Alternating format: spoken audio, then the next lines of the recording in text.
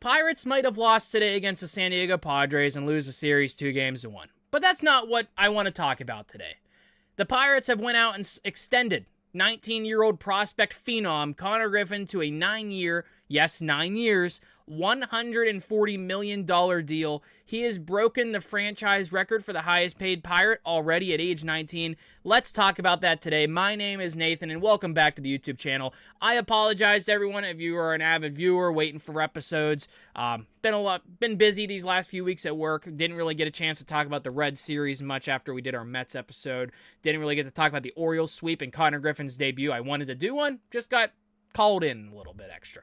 And then didn't really want to break down the series today because I was like, let's talk about Konnor Griffin getting extended this morning.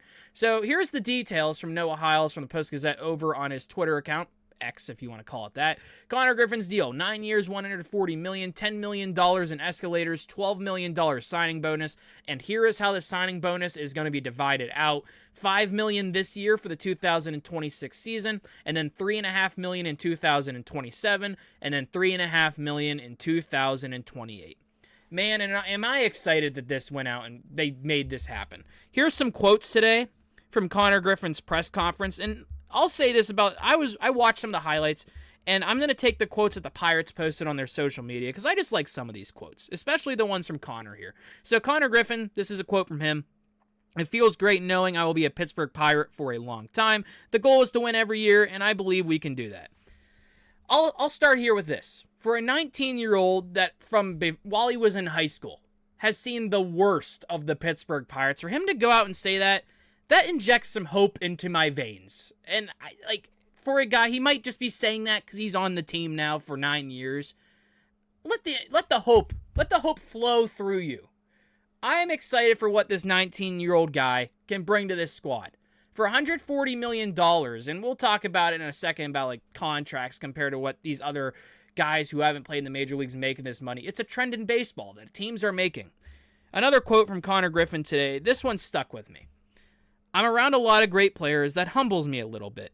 Stay who you are, be who you are, and don't try to change that and don't try to change and be somebody else. Fumble my words there. Just to be the same person every day and try to grow as a player.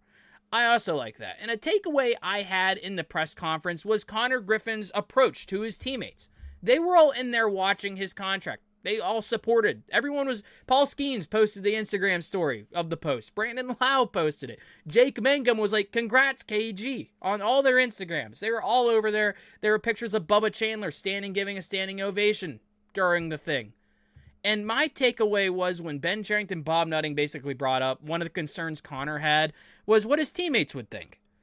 What would a guy who's been in the league for so long, seeing a player of age 19 who's played 5 major league games get the largest contract in franchise history, 9 years, $140.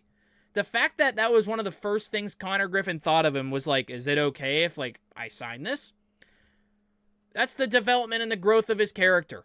And if you heard Konnor Griffin talk during this press conference or any other interviews, he is very composed for 19 years old. It is truly amazing to see. Way more composed than me, and I'm age 24. This is what Bob Nutting said.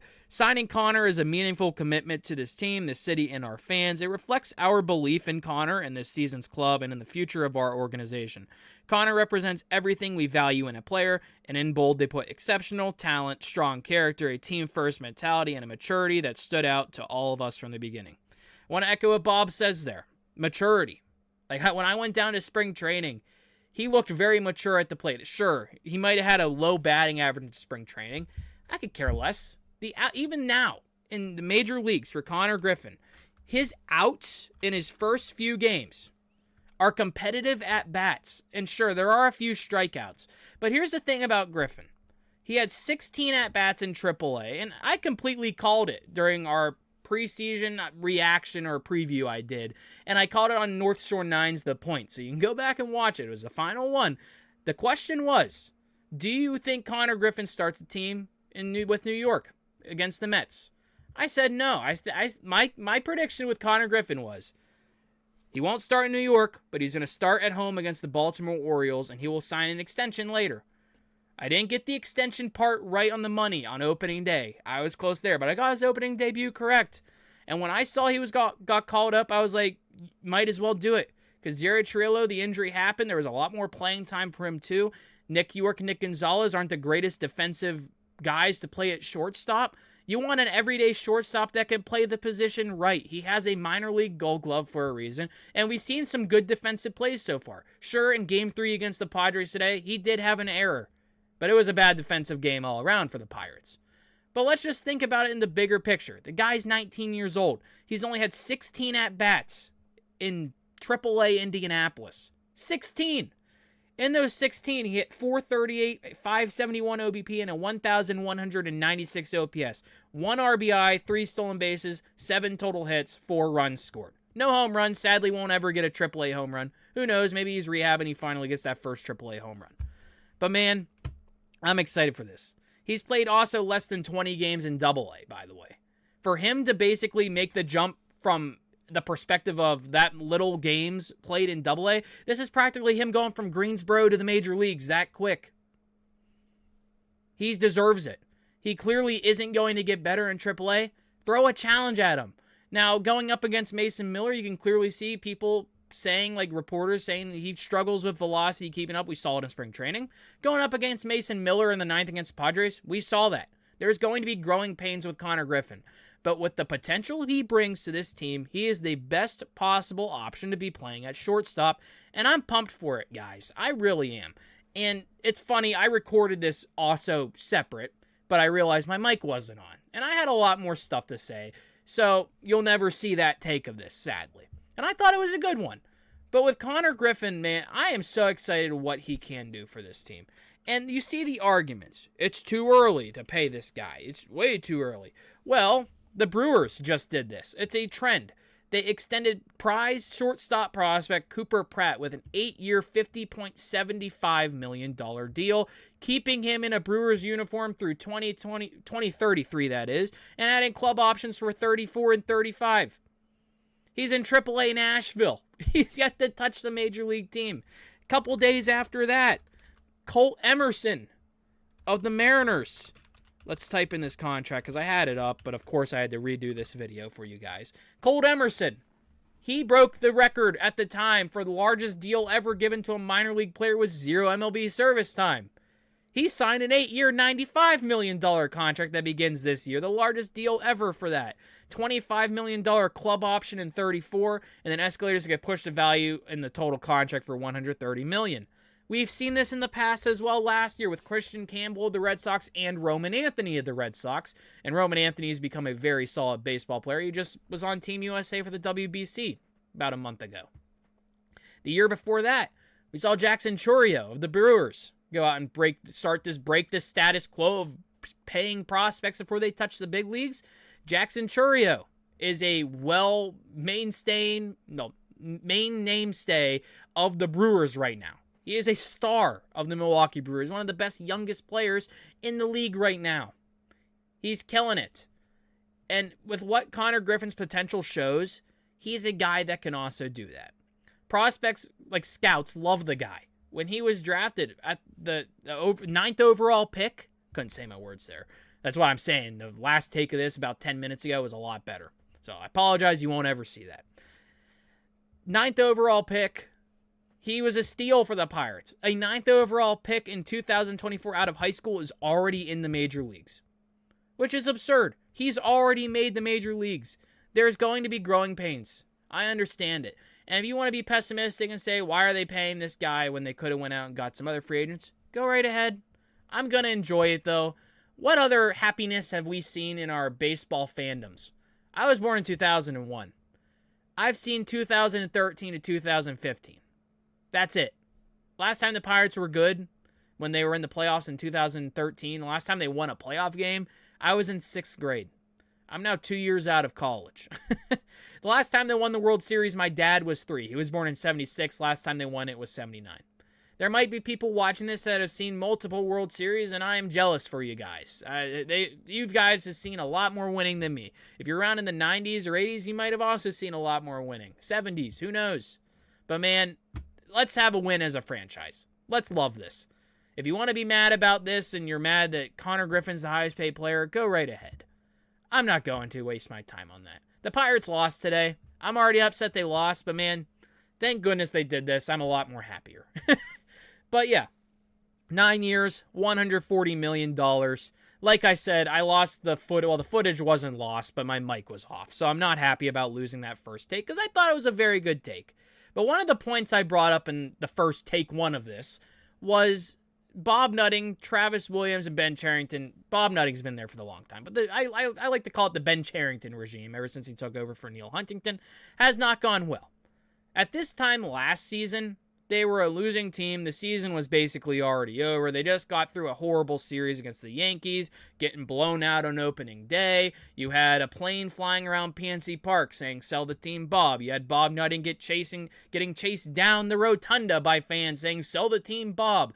You had the Clemente sign on the Clemente wall, his number, getting replaced by a Surfside ad. You had the Bucko bricks. You had ushers fighting fans. Justified if you know the story. Then you had a fan falling out of the stands who was underage drinking. I think that was the story. Don't want to put that out there, but I think that we saw it on the news. All the negative PR you dealt with last year, and immediately the turnaround has been absurd. Konnor Griffin extended. You brought in Ryan O'Hearn. You brought in Brandon Lau. You brought in top prospect Justinson Garcia. You brought in role guys like Jake Mangum. You brought in Mason Montgomery. You brought in a solid reliever in Gregory Soto. You've done all of this, and you extended Konnor Griffin. The fan base is now asking for Bob Nutting's autographs at baseball games. He's signing traffic cones. That picture, when I saw that, I was like, the complete 180. And I am still very frustrated with Bob Nutting.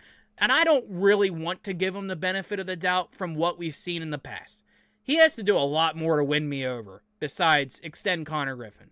He went out, though, and signed the 19-year-old top prospect phenom. I give him props for that. Now, the benefit of the doubt, like we've seen him go out and give some of these extensions in the past. The Brian Hayes one, it flopped. He could not hit. Brian Reynolds, worth the money.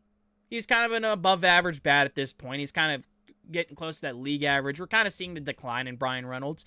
Hopefully he gets back to that all-star campaign, what he was on. Then Mitch Keller's still paying good money on that one. I like the Mitch Keller deal a lot more than the Hayes one, definitely. And the Reynolds one, too. But Mitch Keller looks solid. But to do this with a 19-year-old who's played 5 total games in the big leagues, and Game 6 he didn't play the day he signed it, but he got the sac fly in a pinch hit situation against the Padres in today's loss.